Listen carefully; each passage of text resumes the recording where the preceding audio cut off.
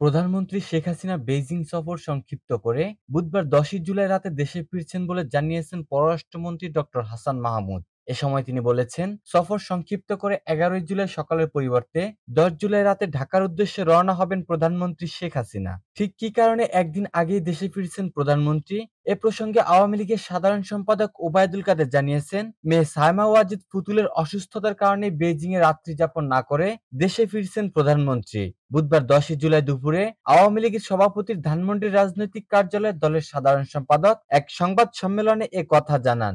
এ সময় তিনি বলেন, প্রধানমন্ত্রীর সব কর্মসূচি শেষ হয় তিনি বেইজিংয়ে রাত্রি যাপন করবেন না।